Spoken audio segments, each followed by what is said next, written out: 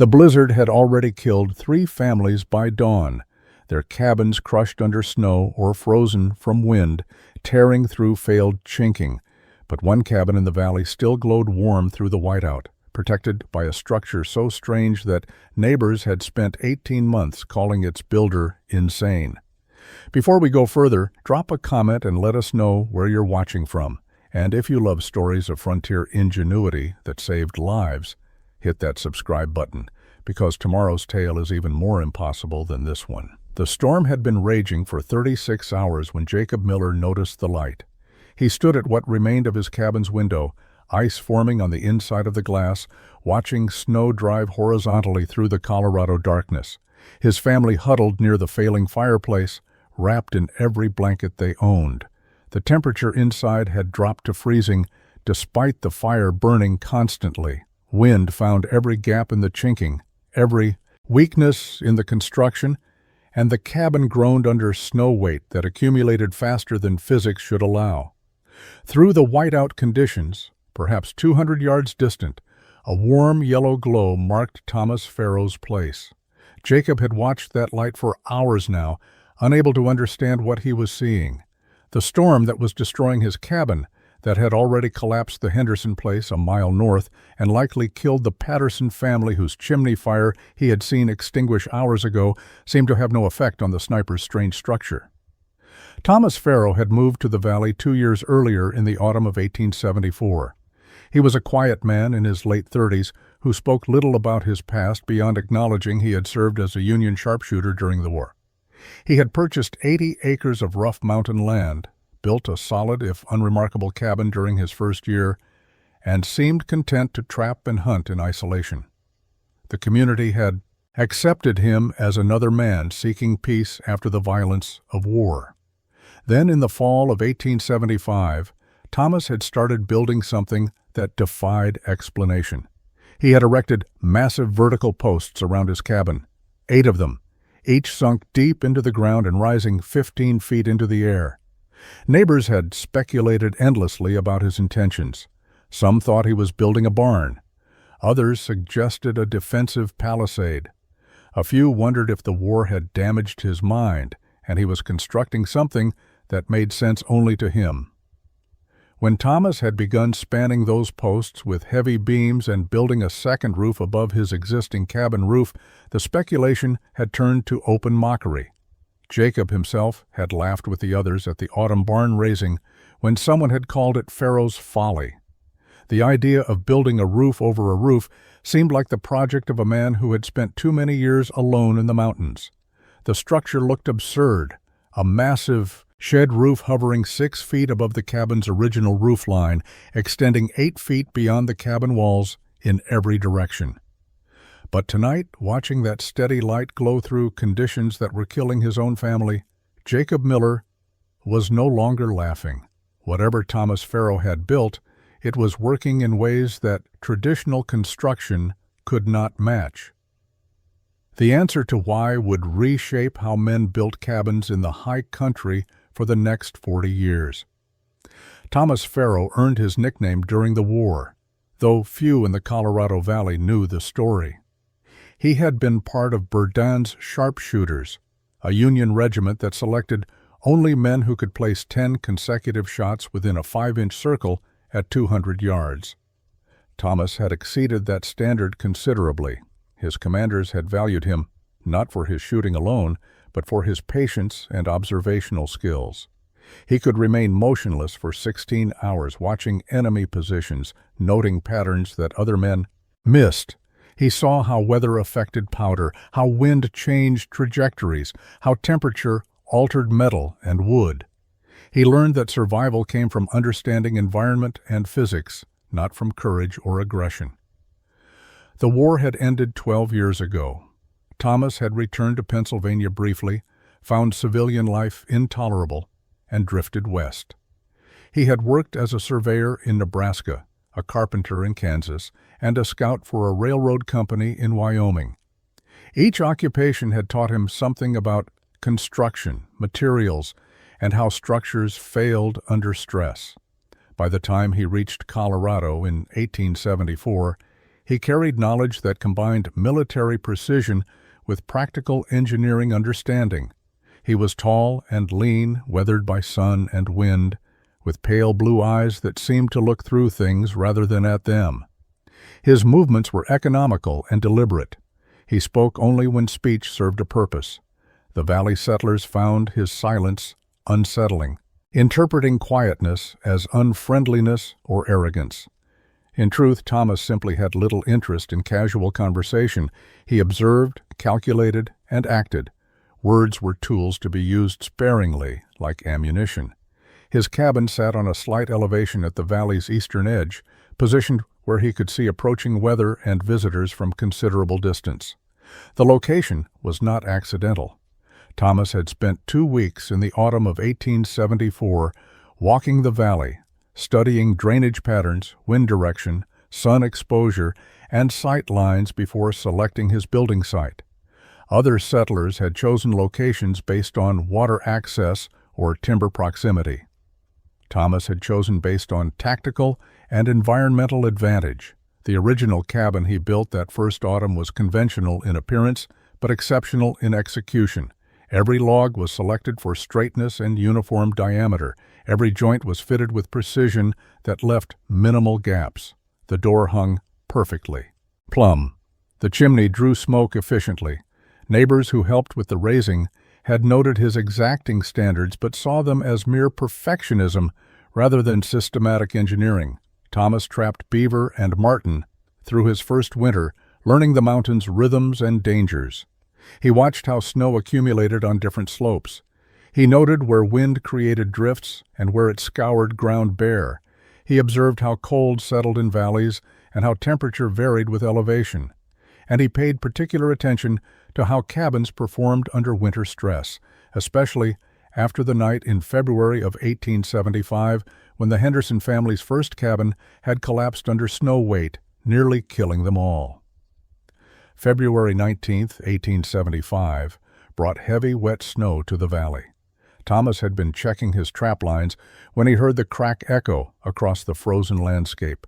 The sound was distinct, sharp wood failure under massive load. He recognized it. Immediately from his carpentry work, the noise of structural beams giving way. He turned toward the sound's origin and saw the Henderson cabin 3/4 of a mile distant, its roofline sagging visibly even from that distance. Thomas ran. The snow was knee-deep, and running was exhausting work, but he covered the distance in less than 10 minutes. He arrived to find James Henderson trying frantically to dig through snow and collapsed roof timber to reach his family inside. The cabin's roof had failed catastrophically. Heavy snow accumulation combined with poor rafter spacing had overwhelmed the structure. The roof had pancaked down onto the cabin walls, driving broken timbers into the interior space. Thomas pulled Henderson back and listened. He could hear voices inside, muffled but alive. He assessed the situation with the same methodical approach he had used evaluating enemy positions during the war. The front wall remained mostly intact. The door was blocked by roof debris, but the frame had not collapsed. He directed Henderson to begin carefully removing snow and broken wood from the door area, while Thomas worked to stabilize the remaining structure with poles braced against the sagging sections. It took 40 minutes to create an opening large enough for Henderson's wife and 3 children to crawl out.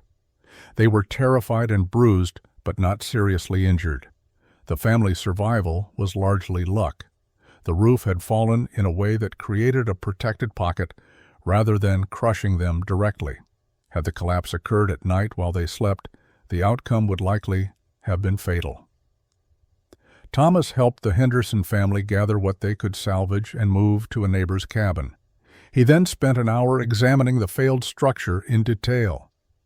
The roof had been built using methods typical to frontier construction. Rafters spaced 30 inches apart, covered with split planks and bark, topped with sod. The design worked adequately in moderate conditions, but had no safety margin for heavy snow loads. Thomas calculated roughly. The snow accumulation had probably weighed 4,000 pounds or more. The rafter spacing and dimensions could not support that weight. Over the next week, Thomas walked to every cabin within 5 miles. He studied their construction with new attention to structural capacity under winter loading. He found the same pattern everywhere: cabins built for speed and convenience, adequate for survival but vulnerable to extreme conditions, roofs that would fail under heavy snow, walls that would allow deadly cold penetration during severe storms, doors that would freeze shut or blow open in high winds. Most men accepted these vulnerabilities as unavoidable.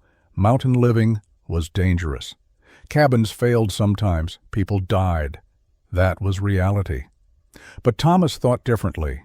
He had spent 4 years of war learning that proper preparation could turn probable death into probable survival. Thomas's military service had, he said, been an education in patient observation and environmental physics. Verdun's sharpshooters operated differently from line infantry. They worked in pairs or alone, often positioned hundreds of yards from enemy lines, responsible for eliminating high-value targets and gathering intelligence. The work required understanding how wind, temperature, humidity, and light affected bullet trajectories and visibility.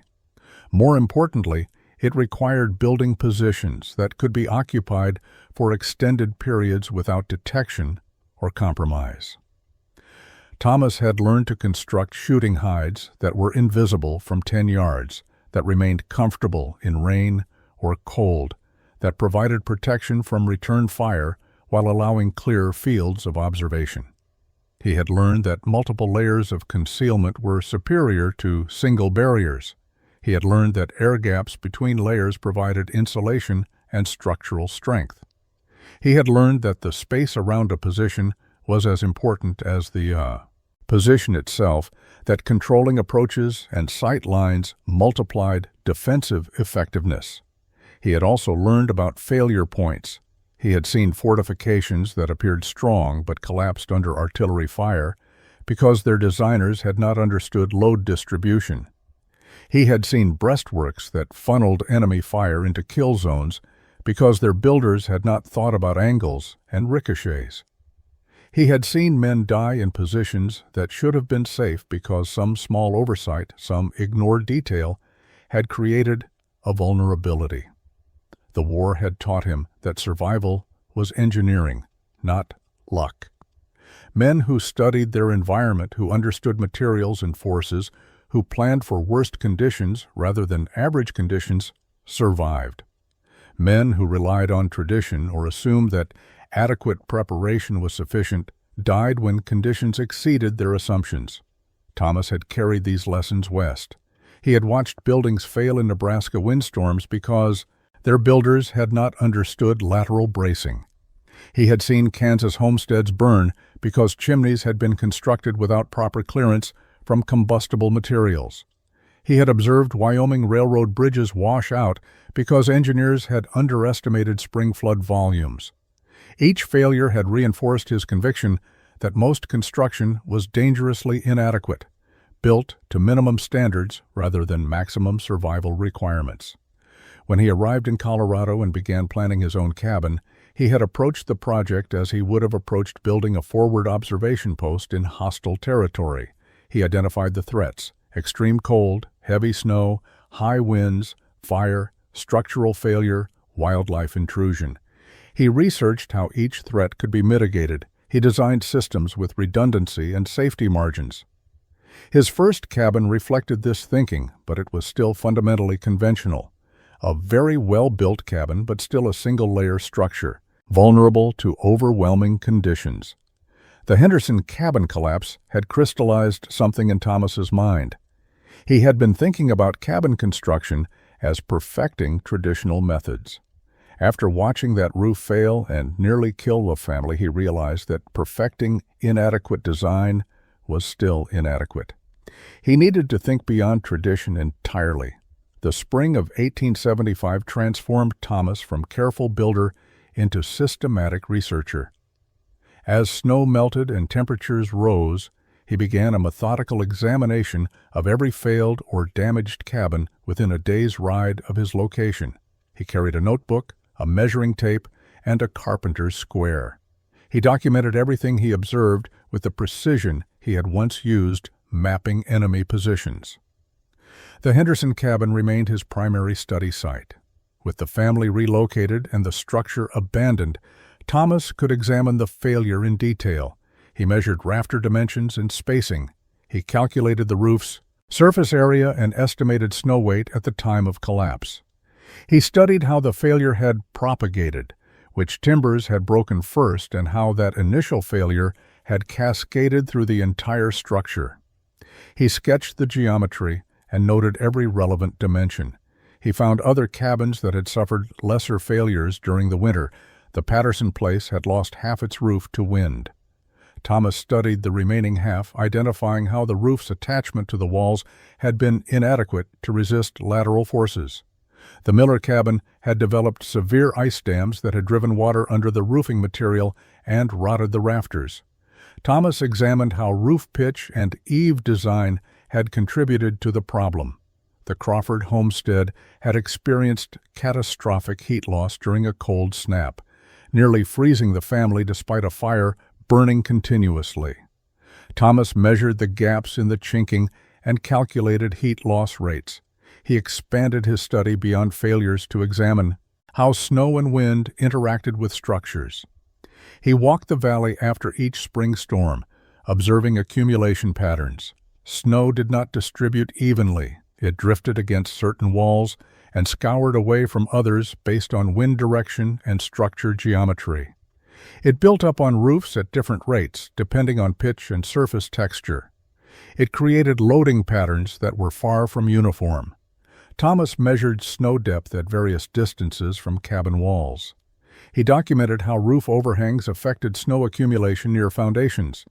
He noted how wind created pressure differentials that either pushed snow onto roofs or lifted it away.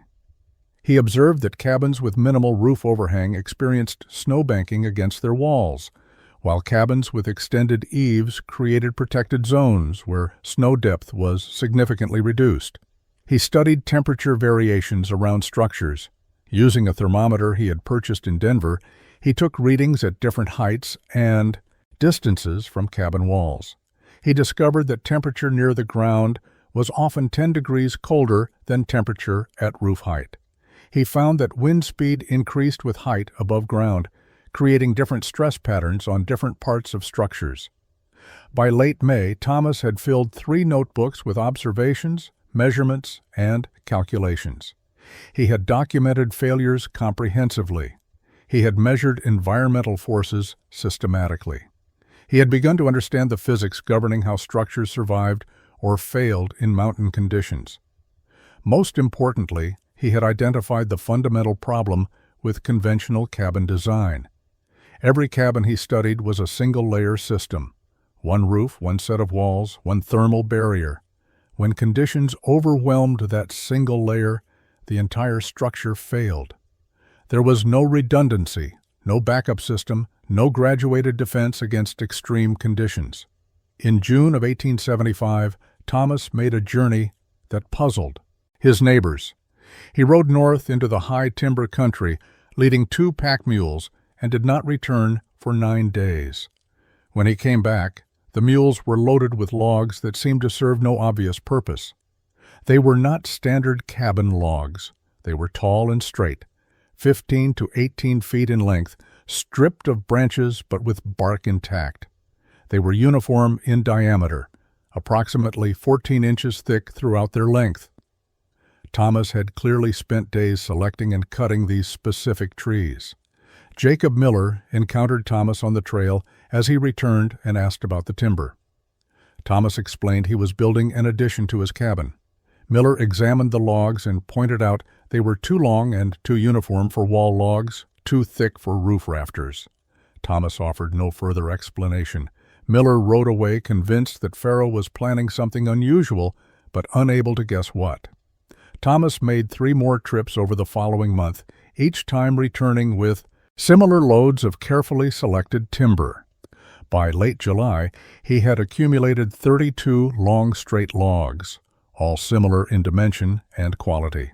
He also brought back rough-cut planks from a sawmill near Georgetown paying premium prices to have them cut to specific dimensions. The planks were 2 inches thick, 12 inches wide, and 16 feet long. He purchased 40 of them. The expenditure was substantial.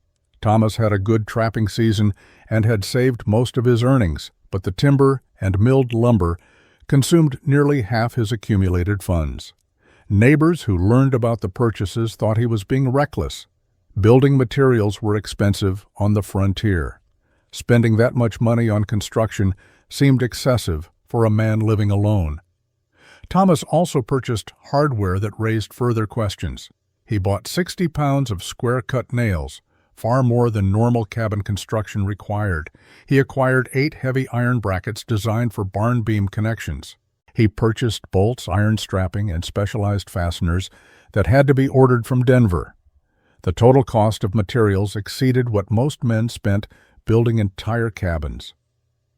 Throughout the summer, Thomas prepared his materials with the same obsessive attention to detail he applied to everything. He debarked each long log using a draw knife, working for hours to remove every trace of bark and create smooth surfaces. He treated the stripped logs with a mixture of linseed oil and pine tar that he boiled down himself, coating each log thoroughly to prevent rot and insect damage. The treatment process took 3 weeks. He sorted and inspected every plank, rejecting any with significant knots, cracks, or grain irregularities. He built a simple sawbuck and used a 2-man saw to cut precise angles on plank ends, working alone by bracing one end of the saw and operating it in a rhythm that was exhausting but effective. He drilled pilot holes for bolts and nails, ensuring each hole was positioned exactly where he needed it. By late August, Thomas had 32 treated posts, 40 prepared planks, and all necessary hardware organized and ready. His neighbors had watched this preparation with growing conviction that something strange was coming. Some thought he was building a barn. Others speculated he planned to construct a large addition to his cabin. A few wondered if he intended to build a second cabin for a family he planned to bring west. On September 1, 1875, Thomas began construction. He started by marking 8 points around his existing cabin, each point located precisely 8 feet from the cabin walls. The points formed a rectangle that surrounded his cabin with uniform spacing on all sides. At each marked point, he dug a hole using a post hole digger and an iron pry bar to break through rocky soil. Each hole was 3 feet deep and 18 inches in diameter. Neighbors passing by watched with interest. The hole pattern suggested fence posts or perhaps foundation piers for a porch. Either explanation seemed reasonable. Thomas worked without acknowledging observers, focused entirely on ensuring each hole was positioned correctly and dug to proper depth. He used strings and stakes to verify alignment, checking and rechecking measurements with precision that seemed excessive for simple post holes. Once all 8 holes were completed, Thomas set his first post. He positioned one of his treated logs vertically in a corner hole, braced it with temporary supports, and used a level to ensure perfect plumb alignment. He then mixed a concrete-like material using lime sand and gravel, filling the hole around the post base. The mixture would cure into a solid anchor that would prevent the post from shifting or rotting at ground contact. Setting a single post took most of a day. By mid-September, all 8 posts stood around Thomas's cabin.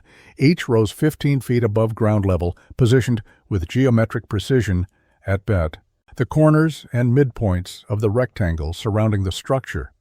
The posts were massive and intimidating, like sentinel trees guarding the cabin. Their purpose remained mysterious to observers. Jacob Miller stopped by during this phase and asked directly what Thomas was building. Thomas replied that he was improving his cabin's winter performance. Miller looked at the towering posts and asked how posts standing 8 feet away from the cabin could possibly improve anything about the cabin itself. Thomas said the posts were structural supports. Miller asked what they would support. Thomas said they would support a roof. Miller stared at him for several seconds, trying to understand how a roof that far from the cabin walls would serve any function then shrugged and rode away, thinking the sniper had finally lost his mind. The next phase of construction made Thomas's intentions clearer, but no more sensible to observers. He began installing horizontal beams connecting the tops of his posts. These beams were heavy logs that required complex rigging to lift into position. Thomas built a simple crane using a tripod of poles and a block and tackle. Working alone, he would winch a beam up to the proper height, position it across two posts, and secure it with iron brackets and bolts that passed completely through both beam and post. The beam installation took 3 weeks. By early October, a rectangular framework of massive timbers surrounded Thomas's cabin at a height of approximately 15 feet above ground. The framework was rigid and strong, built to support substantial weight. Observers could now see what Thomas intended. He was building a second roof above his cabin. The mockery began in earnest once Thomas's intentions became obvious. At the October barn raising at the Crawford homestead, the sniper's project dominated conversation. Men who had spent months wondering what Pharaoh was building now spent hours discussing why he would build such a pointless structure.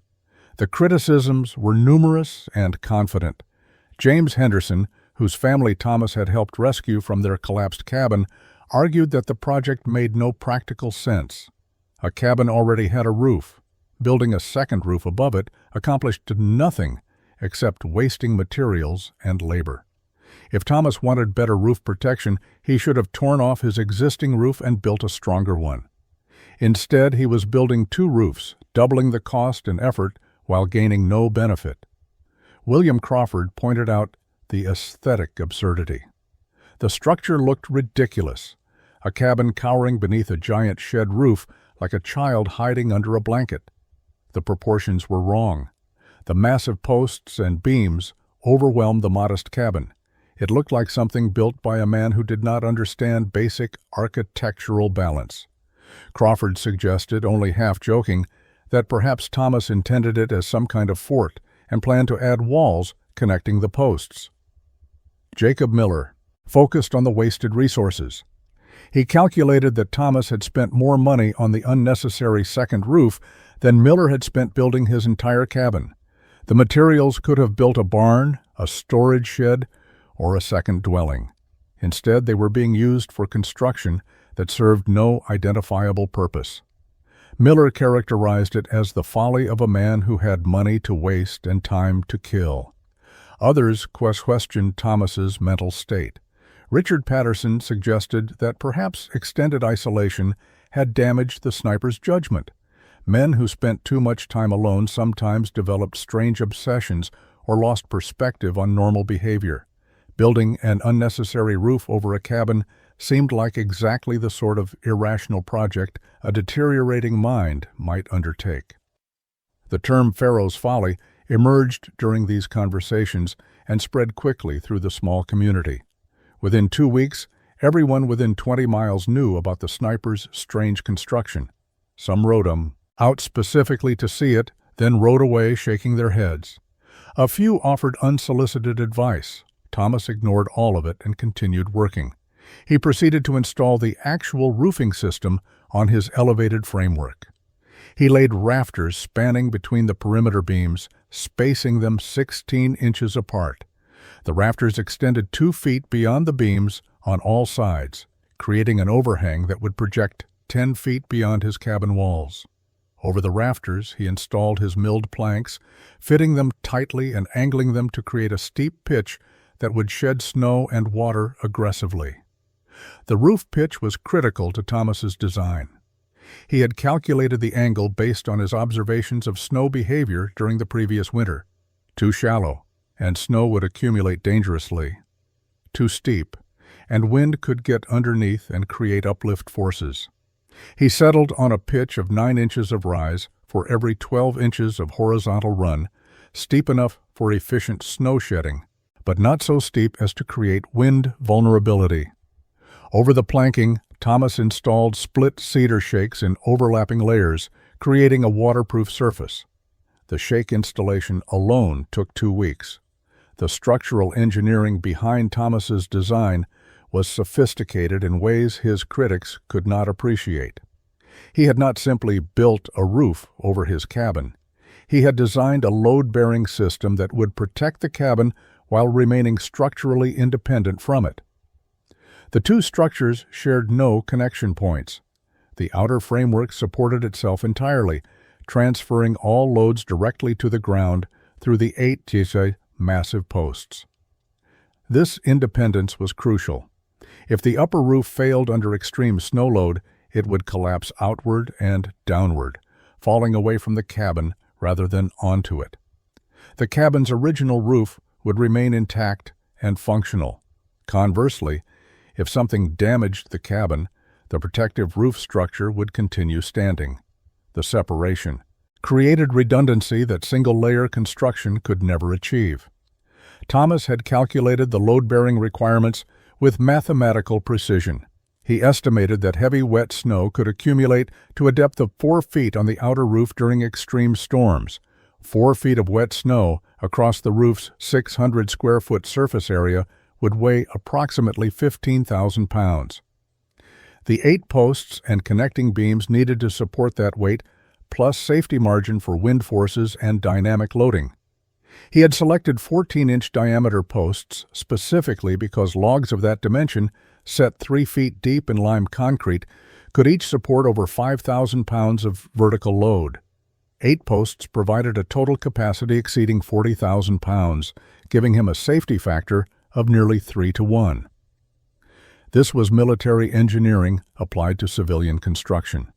Thomas designed for worst-case scenarios, not average conditions. The massive overhang served multiple critical functions. The 10-foot extension beyond the cabin walls created a protected zone around the entire structure. Snow falling vertically would land on the outer roof, not on the ground near the cabin.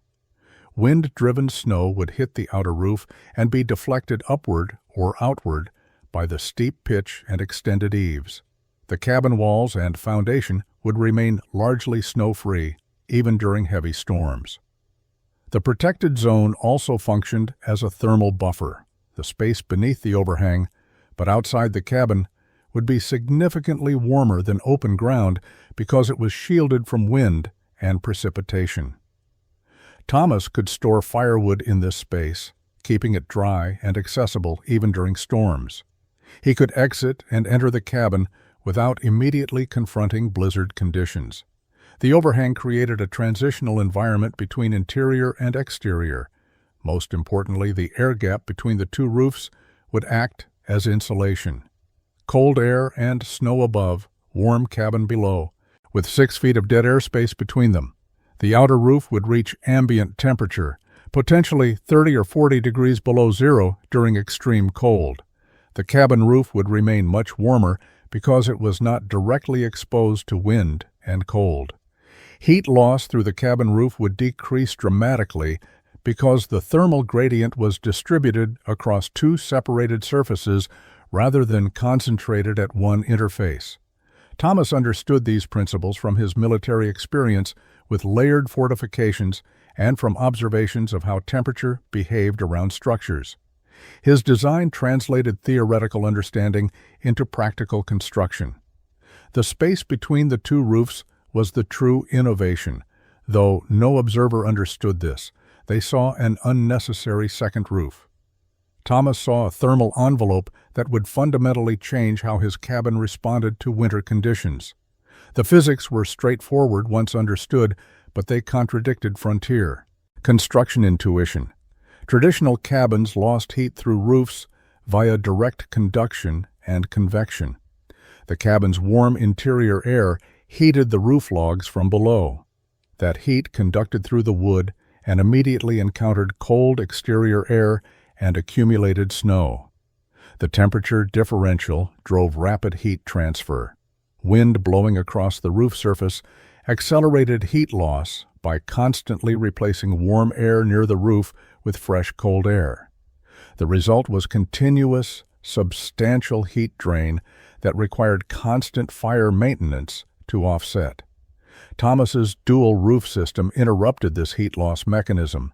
The cabin's warm air still heated the inner roof from below, but that heat now encountered the air gap rather than exterior cold. Air is an excellent insulator when prevented from circulating.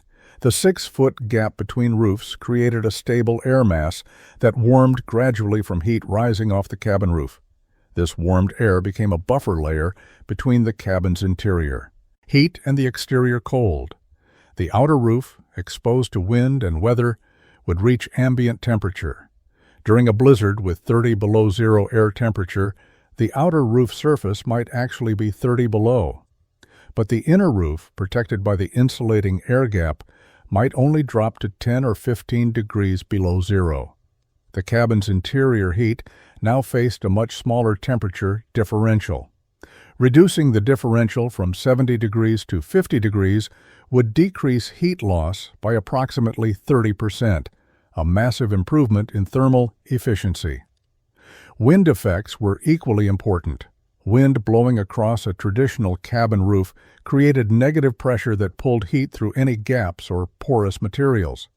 Wind also drove convective heat loss by maintaining cold air contact with warm surfaces. Thomas's outer roof absorbed all wind forces. The air gap beneath remained calm regardless of exterior wind speed. The cabin roof experienced no wind effects whatsoever, eliminating wind-driven heat loss entirely. Snow accumulation on the outer roof actually enhanced insulation.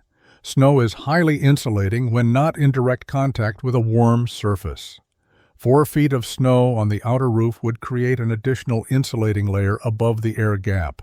The system would become more thermally efficient as snow depth increased, exactly opposite to traditional roofs where snow accumulation increased structural stress and often caused leaks that decreased thermal performance. Thomas had also considered moisture management. Warm air from the cabin would rise into the gap carrying water vapor. In a sealed space, this moisture would condense on the cold outer roof and potentially cause rot. Thomas had deliberately left small gaps between the outer roof planks to allow moisture-laden air to escape while preventing significant heat loss. The ventilation was minimal but sufficient to prevent condensation problems. Thomas finished the outer roof structure on October 27, 1875. The construction had consumed 8 weeks of intensive labor. He stood back that evening and examined what he had built with the same critical eye he had once used evaluating defensive positions. The structure met his specifications. 8 massive posts set in lime concrete anchors, heavy beams connecting the posts in a rigid rectangular framework, rafters spanning the framework at precise intervals, planking creating a solid deck, cedar shakes providing waterproof coverage. The entire assembly loomed above his cabin like a sheltering giant. The visual effect was admittedly strange. The cabin looked small and almost childlike beneath the enormous protective roof. The proportions were unconventional by any standard of frontier architecture, but Thomas had not designed for aesthetics. He had designed for function, and the function was protection against extreme winter conditions. Appearance was irrelevant. He spent the next week completing details. He built a simple ladder, allowing access to the space between the roofs so he could inspect and maintain both surfaces. He constructed a woodshed against the cabin's north wall, positioning it within the protected zone beneath the overhang. The woodshed would keep an entire winter's firewood supply dry and accessible, regardless of snow depth or storm intensity. He cut drainage channels in the ground around the perimeter to direct snowmelt away from the post foundations. He also made modifications to the cabin itself. He installed additional gun ports at strategic heights, narrow slits that would allow observation and defensive fire from multiple angles. The ports were not primarily defensive against human threats. They would allow him to monitor weather conditions and observe wildlife without opening doors or windows. He reinforced the cabin's door with additional bracing and improved the locking mechanism. He added interior shelving to maximize storage efficiency. By early November, the complete system was ready for winter. Thomas had invested approximately 3 months of labor and a substantial portion of his financial reserves. He had created something unprecedented in the region, possibly unprecedented anywhere on the American frontier. Whether his investment would prove worthwhile remained to be tested. The community's final judgment on the completed structure was overwhelmingly negative. At the November gathering at the general store in the settlement 12 miles south, Pharaoh's Folly dominated conversation. Men who had watched the construction progress now saw the finished product and found it even more absurd than they had anticipated. The massive roof sheltering a modest cabin looked like architectural insanity. William Crawford proclaimed it the ugliest building he had ever seen. James Henderson called it a monument to wasted effort. Jacob Miller calculated that Thomas could have built 2 complete cabins for the cost and labor invested in the unnecessary roof. Richard Patterson suggested they should all place bets on how long before Thomas admitted his mistake and tore the thing down. A few voices offered mild defense. One trapper who had worked construction in St. Louis noted that the engineering appeared sound, even if the purpose was unclear. Another man suggested that perhaps Thomas knew something they did not, and they should wait to see how the structure performed before judging it completely worthless. But these minority opinions were drowned out by confident mockery. Thomas heard the criticism secondhand and ignored it entirely. The first significant snow arrived on November 14, 1875. The storm was not extreme by mountain standards, but it provided approximately 16 inches of accumulation over 2 days with moderate winds. Thomas watched the snowfall from inside his cabin, observing through his gun ports how the weather interacted with his structure. Snow accumulated on the outer roof, exactly as he had calculated. The steep pitch prevented buildup beyond 6 inches, even as ground accumulation reached 16 inches. Snow continually slid off the outer roof, falling to the protected perimeter zone and piling up 8 to 10 feet away from the cabin walls. The immediate area around the cabin remained relatively clear. Wind drove some snow horizontally under the overhang, but the depth near the cabin walls never exceeded 4 inches. Inside the cabin, Thomas noticed the thermal effect immediately. His small fireplace maintained comfortable interior temperature with less firewood than he had burned during the previous winter's storms. He estimated he was using approximately 30% less fuel for equivalent warmth. The cabin felt notably more stable in temperature, without the drafts and cold spots that had characterized his first winter. After the storm cleared, Thomas ventured outside to inspect results. The contrast was striking. Beyond the protected zone, snow lay 16 inches deep, covering the landscape uniformly. Within the protected zone beneath the overhang, snow depth varied from 2 to 4 inches. The cabin's door opened easily without requiring snow removal. His woodshed remained accessible with dry firewood ready for use. He walked to Jacob Miller's cabin 2 miles distant. Miller's place showed typical post-storm conditions. Snow banked against the walls on the windward side, reaching nearly to the eaves. The door required 10 minutes of shoveling before Miller could exit. Deep snow surrounded the cabin in all directions, making movement difficult and access to stored supplies problematic. Thomas mentioned his observations to Miller, noting how the protective overhang had kept his cabin perimeter clear. Miller acknowledged that the reduced snow accumulation near the cabin was mildly beneficial, but questioned whether that minor advantage justified the massive construction effort. He pointed out that shoveling snow from a door took only 10 minutes and was hardly a serious hardship. Thomas did not argue, simply thanked Miller for his time and returned home. Over the following weeks, 3 more moderate storms provided additional data. Each storm reinforced Thomas's initial observations. The outer roof shed snow efficiently. The protected zone remained navigable. Firewood consumption stayed approximately 30% below the previous winter's rates. The cabin maintained stable temperature with minimal effort, but the storms were not severe. Snow accumulations remained below 2 feet. Temperatures stayed above zero. Winds were moderate. The structure was performing well, but it was not being truly tested. Thomas knew that mountain winters produced occasional extreme events that exceeded normal conditions by large margins. His design was intended for those extremes, not for typical storms. His neighbors remained unimpressed. The consensus was that Thomas had built an elaborate solution to a minor problem. Yes, his door stayed more accessible, and he burned less firewood. But those benefits were trivial compared to the cost and effort of construction. Winter 1875 through 1876 passed without major storms. The season brought regular snowfall and cold temperatures, but nothing approached extreme severity. By March, the valley had experienced a typical mountain winter, challenging but manageable. Thomas's protective roof structure had performed exactly as designed during moderate conditions, but those conditions had not required its full capabilities. The thermal efficiency advantages persisted throughout the season. Thomas maintained detailed records of firewood consumption, comparing his usage to the previous winter.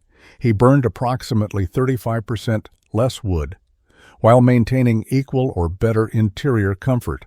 The reduction was significant. Over a full winter, it represented several weeks of woodcutting labor, saved and decreased risk, from having to venture into dangerous conditions to replenish fuel supplies. The protected perimeter zone proved valuable in ways beyond snow management. Thomas could exit the cabin during storms without immediately confronting full blizzard conditions. The sheltered space allowed him to observe weather, check supplies, and perform minor outdoor tasks while remaining partially protected. The dry firewood storage within the protected zone meant he never had to dig through snow to access fuel or bring wet wood inside to dry. Interior temperature stability was perhaps the most noticeable benefit. Traditional cabins experienced significant temperature fluctuations as fires burned down overnight or during periods when occupants were away. Thomas's cabin maintained more consistent warmth because the dual roof system reduced heat loss rates. The cabin cooled more slowly when the fire diminished, requiring less frequent stoking and creating more comfortable sleeping conditions. Despite these measurable advantages, the community's assessment remained negative. At the spring gathering in April, when settlers emerged from winter isolation to trade news and goods, Pharaoh's Folly was again a topic of conversation. The consensus was that Thomas had proven his structure worked, but had simultaneously proven it was unnecessary. Yes, he had used less firewood and kept his door clearer, but everyone else had survived the winter just fine using traditional cabins and methods. James Henderson articulated the prevailing view. He acknowledged that Thomas's design provided minor conveniences, but argued that those conveniences were not worth the substantial investment. Henderson had rebuilt his cabin after the collapse using stronger rafters and closer spacing. His new cabin had performed adequately through the winter. He had not needed an elaborate protective roof to achieve satisfactory results, just better execution of conventional design. William Crawford was more blunt. He stated that Thomas had wasted time and money building something that provided minimal practical benefit. Crawford suggested that perhaps the sniper enjoyed construction projects for their own sake and had simply needed something to occupy his time. There was no shame in that, but others should not interpret the project as representing useful innovation. Jacob Miller noted that Thomas had indeed reduced his firewood usage significantly, but Miller questioned whether that reduction justified the construction cost. The money Thomas spent on materials could have purchased several years' worth of firewood from commercial cutters, achieving the same result without the construction effort. Thomas heard these assessments and felt no need to respond. He had not built the structure to impress neighbors or prove anything to the community. December of 1876 began with weather patterns that troubled Thomas. He had spent 2 winters observing the mountain climate and had developed intuition for recognizing unusual conditions. The first week of December brought temperature fluctuations that seemed erratic and unstable. Daytime highs reached the upper 20s, unseasonably warm for the altitude and latitude. Nighttime lows dropped to 15 below zero, creating 40-degree daily swings that indicated atmospheric instability. The cloud formations concerned him more than temperature. High cirrus clouds moved rapidly from the northwest, streaming across the sky in patterns that suggested powerful upper atmosphere winds. Lower cumulus formations moved from different directions, creating shearing patterns where air masses at different altitudes traveled opposing paths. Thomas had observed similar patterns before major storms during his survey work in Wyoming. The atmospheric chaos indicated something significant was organizing. On December 10th, the barometric pressure began falling. Thomas owned a simple aneroid barometer he had purchased in Denver, a military surplus, instrument accurate enough for field use. He recorded pressure readings twice daily in his journal. The pressure had been stable around 30 inches of mercury throughout late November. On December 10th, it dropped to 29.8 inches. On December 11th, it fell to 29.5. On December 12th, it reached 29.1 and continued falling. Rapidly declining barometric pressure indicated an approaching low-pressure system. The rate of decline suggested the system was intense and moving quickly. Thomas combined the pressure data with his observations of cloud patterns, temperature fluctuations, and wind behavior. His analysis indicated a major storm was approaching, likely arriving within 48 to 72 hours. He visited Jacob Miller on December 13th to share his assessment. He explained the pressure readings, the cloud patterns, and his prediction of severe weather within the next 2 days. Miller listened politely but seemed skeptical. The current weather was cold but clear. Skies were partly cloudy, with no obvious storm signs visible to casual observation. Miller appreciated Thomas's concern, but suggested that barometer readings and cloud patterns were imprecise prediction tools. Mountain weather was inherently unpredictable. Storms came or they didn't. Worrying about possibilities accomplished nothing. Thomas rode to 3 other nearby homesteads that afternoon, offering the same warning. William Crawford thanked him, but noted that his cabin was well stocked with firewood and supplies regardless of weather. James Henderson said he would keep watch on conditions, but saw no reason for special preparation based on speculation. Richard Patterson dismissed the warning entirely, suggesting that the sniper was perhaps hoping his elaborate roof would finally be tested by extreme conditions and was seeing storms that might not materialize. Thomas returned home as daylight faded on December 13th. The barometric pressure had fallen to 28.9 inches, the lowest reading he had ever recorded. The temperature was dropping rapidly as a sharp north wind began building. High clouds now covered the entire sky, and lower clouds were forming on the northern horizon. His predictions were confirming. The storm would arrive by morning, and it would be severe. The storm reached the valley at 4 o'clock in the morning on December 18, 1876. Thomas woke to the sound of wind hammering against his outer roof. He had gone to sleep with clear skies and moderate cold. 6 hours later, the world had transformed into howling chaos. He looked through a gun port and saw nothing but white darkness, snow driving horizontally with such velocity that individual flakes were invisible in the solid mass. The temperature had plummeted. His interior thermometer read 38 degrees despite a fire burning steadily in the fireplace. Exterior temperature was likely 20 below zero or colder, and wind was driving the cold through every microscopic gap in construction. Under normal conditions, 38 degrees interior temperature with a fire burning would indicate catastrophic heat loss and probable danger. But Thomas's cabin was not losing heat catastrophically. The dual roof system was maintaining thermal efficiency even as the storm raged. Wind speed was extraordinary. Thomas estimated sustained winds of 50 miles per hour with gusts exceeding 70. Wind at that velocity created forces that traditional structures were never designed to resist. He felt his cabin shudder occasionally as particularly strong gusts hit, but the movement was minor. The outer roof framework absorbed the wind forces, shielding the cabin from direct impact. Snow accumulation was rapid and heavy. Within 2 hours of the storm's arrival, Thomas estimated 12 inches had fallen, and the rate showed no sign of decreasing. He maintained his fire carefully, feeding it. Split logs from his protected woodshed. Access to the woodshed was simple despite the blizzard. He opened his cabin door into the sheltered zone beneath the overhang, walked 10 feet through snow that reached only his ankles in the protected space, and retrieved firewood from dry storage.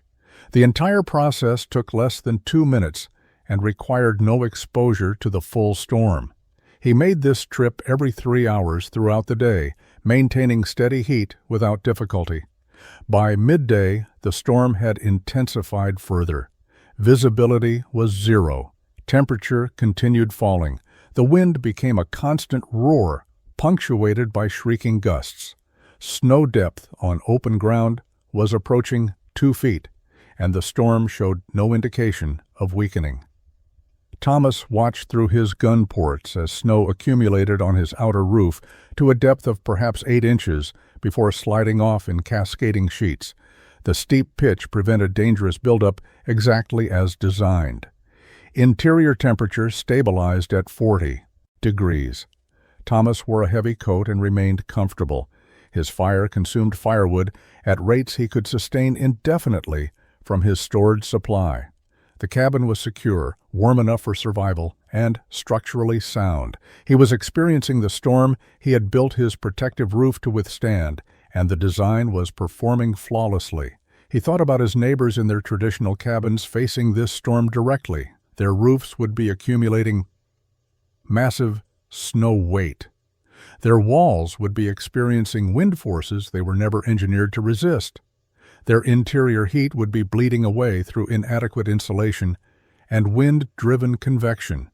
They would be burning firewood at unsustainable rates just to maintain marginal warmth. The storm continued without pause through December 18th and into the night. By darkness, snow depth on open ground exceeded 3 feet. Temperature had fallen to 30 below zero. Wind gusts were topping 80 miles per hour. The combination of deep snow, extreme cold, and violent wind created conditions that were pushing structures past their design limits throughout the valley. At approximately 9 o'clock that evening, Thomas heard a distant crack that cut through the wind roar. The sound was unmistakable, heavy timber failing under load. He had heard that same sound the night the Henderson cabin had collapsed during his first winter. Somewhere within a few miles, a structure was breaking. He could do nothing in darkness and blizzard conditions except note the failure and hope whoever was inside survived until morning. 3 miles southwest, James Henderson's second cabin was dying. The roof Henderson had rebuilt after his first cabin's collapse was stronger than the original, but not strong enough for the current loading. Snow accumulation on the roof had reached 4 feet depth. 4 feet of heavy, wet snow across the cabin's roof surface created a weight approaching 6,000 pounds.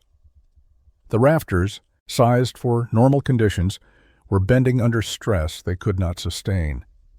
At 9:15, the center rafter cracked. The failure propagated instantly. Within seconds, half the roof collapsed inward, driving broken timbers into the cabin's interior space.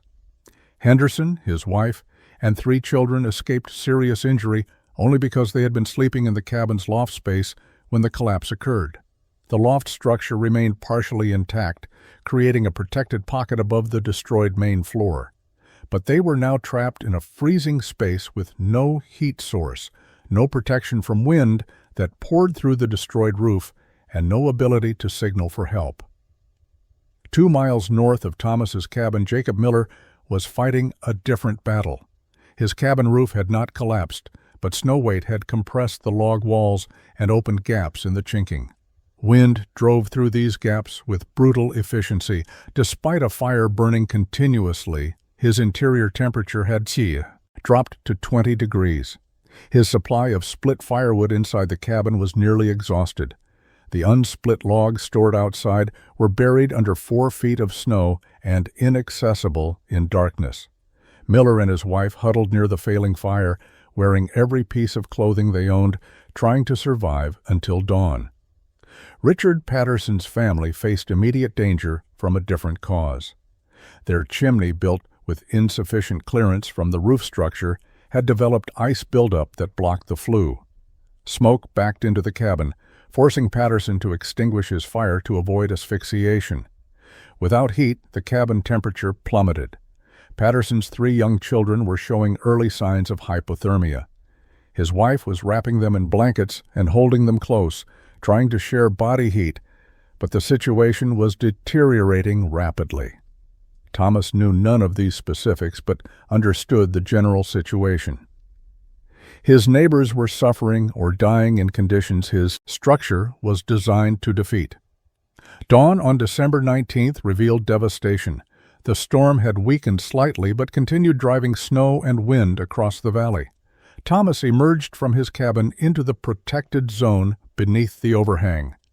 Snow depth in the sheltered area measured 6 inches. 20 feet beyond the overhang's edge, snow depth exceeded 4 feet. The contrast was dramatic and absolute. He could see smoke from only 2 of the 7 cabins visible from his elevated position. 3 cabins showed no smoke at all, indicating either dead fires or blocked chimneys. 2 others were too distant to assess clearly through the continuing snow. The absence of smoke from multiple cabins on a morning when temperatures remained near 30 below zero indicated serious problems. Thomas retrieved snowshoes from his protected woodshed and began traveling toward the nearest cabin, James Henderson's place 3 miles southwest. The journey was brutal. 4 feet of snow made progress. Exhausting, even with snowshoes. Wind continued at 30 miles per hour, driving snow and creating whiteout conditions. The trip took 2 hours. He found Henderson's cabin partially collapsed. The roof had caved inward on the south side. No smoke rose from the chimney. Thomas approached carefully and called out. He heard muffled responses from inside. Working quickly, he cleared snow from the door area and forced entry. He found the Henderson family alive, but hypothermic in the loft space. Their fire had been extinguished by the collapse 12 hours earlier. They had survived only because they had shared body heat in the protected loft pocket. Thomas got them moving, knowing that immobility invited death. He helped them gather minimal supplies and led them back toward his cabin. The return journey with 5 additional people took nearly 4 hours. 2 of the children had to be carried part of the distance, but Thomas's cabin offered salvation. Warm interior temperature, dry, firewood, protected space. The Henderson family entered the shelter and began warming immediately. Before Thomas could rest, Jacob Miller appeared through the storm. Miller had attempted to reach Thomas's cabin, hoping for help, and had nearly died in the effort. His firewood had run out at dawn. His cabin temperature had dropped below zero. He and his wife had made the desperate decision to attempt reaching Thomas rather than freeze to death in their home. They arrived exhausted and severely cold, but alive. By midday, 11 people occupied Thomas's cabin. The Patterson family arrived carrying their youngest child, who was unconscious from hypothermia. William Crawford and his wife came shortly after, their chimney having failed during the night. Thomas's cabin, designed for 1 occupant, now sheltered 6 families. The protected zone beneath the overhang provided additional space. Thomas organized rotations, keeping fires burning in both his fireplace and an emergency fire pit he established in the sheltered exterior area. The storm finally broke on December 20th. Casualties in the broader valley totaled 7 dead from 3 families who had not been able to reach help in time. Every survivor credited Thomas Farrow's impossible structure with saving their lives. Spring of 1877 brought reconstruction. 6 families needed to rebuild cabins that had collapsed or been damaged beyond repair. Every reconstruction incorporated Thomas's dual-roof design. James Henderson was the first to begin building, and he asked Thomas for detailed plans and guidance. Thomas spent 3 days at Henderson's site, explaining post-placement, beam sizing, roof pitch calculations, and air gap management. Henderson's new cabin featured a protective shed roof identical in principle to Thomas's original. By summer, 4 additional Faro-style cabins stood in the valley. William Crawford built one. Jacob Miller built one. 2 families who had lost members in the blizzard rebuilt, using the design as memorial to those who had died. The construction method spread through conversation and observation. Trappers and settlers passing through the valley saw the unusual structures, learned their history, and carried the knowledge to other mountain communities. Thomas shared his techniques freely. He drew diagrams showing post placement and beam connections. He explained the thermal physics governing air gap insulation. He demonstrated proper roof pitch for snow shedding. He calculated loading requirements based on worst-case snow accumulation estimates.